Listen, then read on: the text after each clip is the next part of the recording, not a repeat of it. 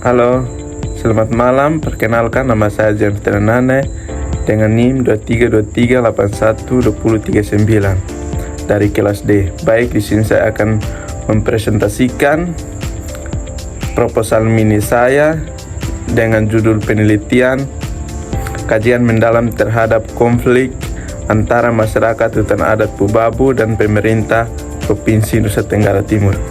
Baik, untuk pembahasan saya yang pertama yaitu latar belakang. Konflik merupakan bagian tak terpisahkan dari kehidupan sosial. Seringkali muncul akibat perbedaan pendapat, kepentingan, dan penafsiran. Salah satu bentuknya adalah konflik hutan adat yang melibatkan masyarakat dan pemerintah. Hutan adat sendiri diakui keberadaannya dalam Undang-Undang Dasar 1945.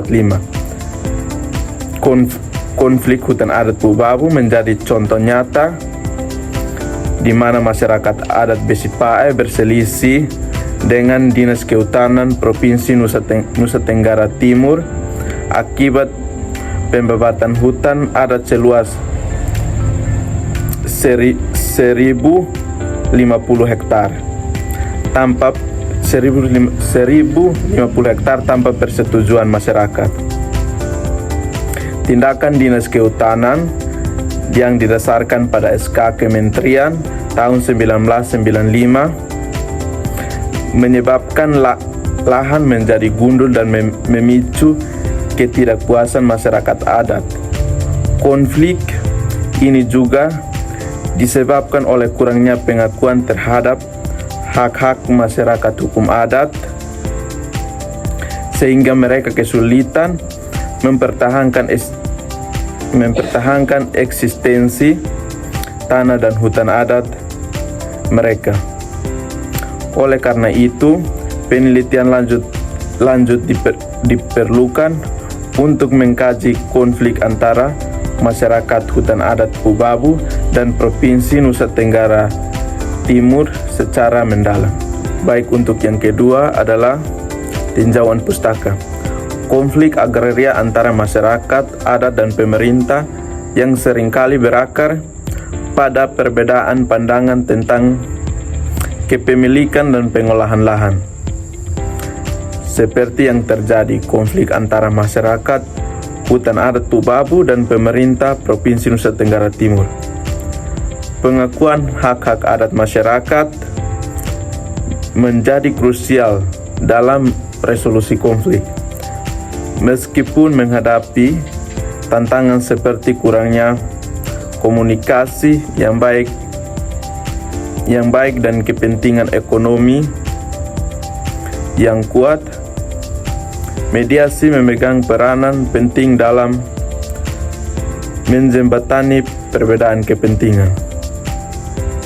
Dengan menekankan proses inklusi dan partisipasi, hutan adat memiliki nilai ekologis, ekonomis, dan sosial budaya yang penting bagi masyarakat adat. Dan pengelolaan yang berkelanjutan dapat memberikan manfaat ekonomi serta menjaga keanekaragaman hayati.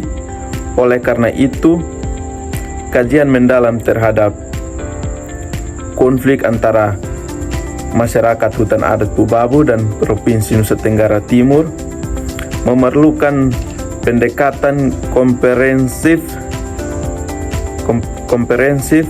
yang menekankan pengakuan hak-hak masyarakat adat, meningkatkan komunikasi, dan menekankan hukum yang adil untuk mencapai keadilan, kelestarian hutan adat, dan kesejahteraan masyarakat. Baik, untuk yang selanjutnya adalah kerangka berpikir. Baik, kerangka berpikir saya di sini adalah kondisi real di lapangan dan permasalahan dan harapan ke depannya. Ekor ikan menunjukkan kondisi realnya, tulang-tulang ikan memberikan masalah-masalahnya, dan kepalanya memberikan harapan untuk ke depannya. Untuk diagram saya ini menggambarkan bahwa konflik antara hutan adat Pu'u-Babu dan pemerintah Provinsi NTT disebabkan oleh berbagai faktor yang saling terkait, mulai dari regulasi, kebijakan, sosial lingkungan, ekosistem, hingga ekonomi. Untuk mengatasi konflik ini diperlukan dialog dan kerjasama yang melibatkan semua pihak terkait agar dapat mencapai solusi yang berkelanjutan dan saling menguntungkan. Baik, untuk pembahasan yang selanjutnya adalah matrik. Yang pertama, masalah dan tujuan. Untuk masalah yang pertama adalah untuk mengidentifikasi faktor-faktor pemicu dan penghambat penyelesaian konflik hutan adat Pu'u-Babu. Yang kedua, untuk mengetahui dampak dari konflik terhadap kondisi hutan adat serta kehidupan masyarakat adat Pu'u-Babu. Yang kedua, variabel atau parameter. Penelitian ini menggambarkan berbagai parameter yang mencakup lokasi dan waktu penelitian di hutan adat Pu'u-Babu, kantor pemerintah NTT, dan desa Besipae selama 4 bulan. Yang berikut untuk metode pengambilan datanya: yang pertama wawancara, yang kedua observasi, yang ketiga observasi partisipatif, dan yang berikut bagian D-nya analisis data. Yang pertama reduksi data. Data yang terkumpul akan diringkas dan difokuskan pada informasi yang relevan dengan rumusan masalah. Yang kedua, penyajian data. Data akan disajikan dalam bentuk narasi deskriptif, kutipan wawancara, dan matriks atau tabel untuk memudahkan analisis. Yang ketiga, verifikasi data, yaitu data akan diverifikasi melalui triangulasi metode yang berupa wawancara, observasi, dokumen,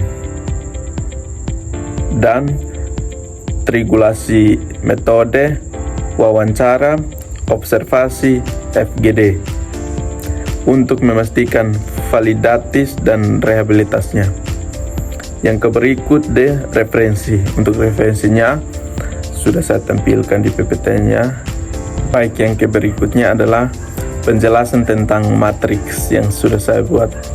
Yang pertama adalah konflik agraria antara masyarakat adat dan pemerintah adalah isu umum di Indonesia. Yang kedua, konflik seringkali dipicu oleh perbedaan pandangan tentang kepemilikan dan pengolahan lahan. Yang ketiga, masyarakat adat memiliki pandangan holistik sementara pemerintah melihat hutan sebagai sumber daya ekonomi. Yang berikut, pengakuan hak-hak masyarakat adat atas tanah dan sumber daya alam. Berikut, kurangnya political will pemerintah dan kepentingan ekonomi yang kuat. Yang berikut, peran mediasi dalam menjabatani perbedaan kepentingan. Yang berikut, nilai ekologis, ekonomis, dan sosial budaya hutan adat. Untuk faktor-faktornya, yang pertama, regulasi atau penerbitan sertifikat hak milik tidak konsistennya kebijakan. Yang berikut, kebijakan, kurangnya sosialisasi dan komunikasi tumpang tindih peraturan. Dan yang berikut, sosial, trauma dan ketakutan, kurangnya solusi dan konsisten. Lingkungan, yang berikut lingkungan, yaitu kerusakan lingkungan. Yang berikut ekosistem, yaitu hilangnya keanekaragaman hayati dan pembebatan hutan. Yang berikut ekonomi, kehilangan sumber penghasilan dan biaya. Yang berikut bagian dampak-dampak dari konflik tersebut adalah yang pertama, perbedaan persepsi antara pemerintah dan masyarakat adat. Yang kedua, kebijakan pemerintah yang tidak melibatkan masyarakat adat. Yang berikut, kurangnya pengakuan hak adat. Yang berikut, dampak konflik atau kehilangan sumber penghidupan, kerusakan lingkungan, konflik sosial, dan trauma psikologis. Dan yang berikut itu untuk solusi yang diusulkan. Yang pertama, pengakuan dan penghormatan hak adat. Yang kedua, dialog dan negosiasi yang inklusif. Yang berikut, pengolahan hutan berbasis masyarakat. Dan yang terakhir, pemulihan lingkungan dan peningkatan kesejahteraan. Untuk rekomendasinya itu, yang pertama, peraturan daerah yang mengakui keberadaan masyarakat adat, penguatan kapasitas masyarakat adat, pendekatan berbasis HAM, dan kerjasama antara pemerintah, masyarakat adat, dan pihak yang terkait. Demikian mungkin itu penjelasan singkat dari proposal mini saya. Jika ada kesalahan, mohon maaf. Sekian dan terima kasih.